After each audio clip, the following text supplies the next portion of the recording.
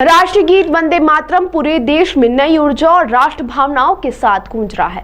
राष्ट्र की नव चेतना का यह गीत, जिसने आजादी के आंदोलन में हर भारतीय के हृदय में जोश भर दिया था, अपनी रचना के 150 वर्ष पूरे कर चुका है।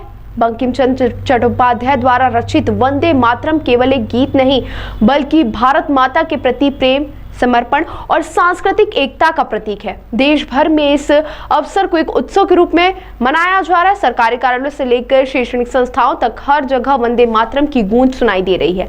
इस आयोजन का उद्देश्य है कि आने वाली पीढ़ियां भी इस गीत के माध्यम से राष्ट्रभक्ति की उस भावना को महसूस करे जिसने भारत को स्वतंत्रता की राह दिखाई थी।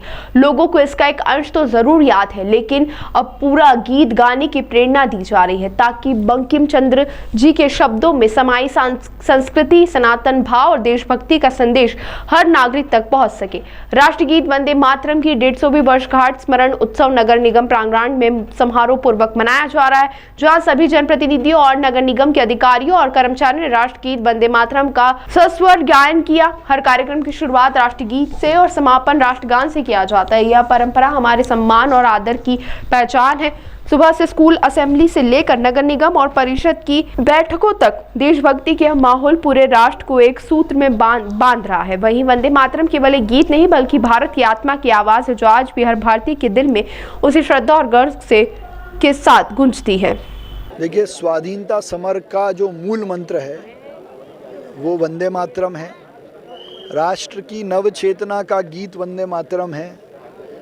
देश के नागरिकों में नागरिकता का भाव, भारत माता के प्रति प्रेम भरने का मंत्र वंदे मातरम है।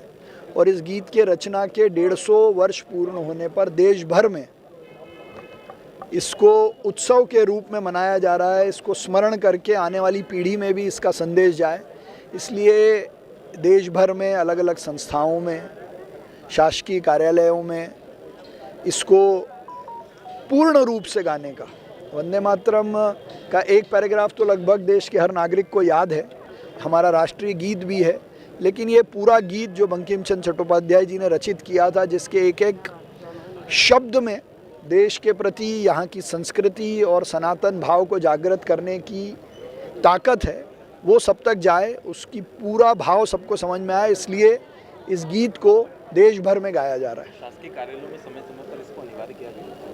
नहीं, देखिए, अनिवार्य ही है। राष्ट्रीय गीत से कार्यक्रम की शुरुआत होती है और राष्ट्रगान से समापन होता है।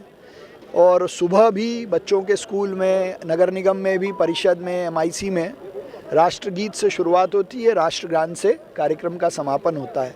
तो वैसे भी गीत और गान दोनों ही बहुत सम्मान और आदर का विषय हैं, जो आने वाली पीढ़ी में ऐसे ही जाता रहे। पैचवर्क को लेकर क्या स्थिति?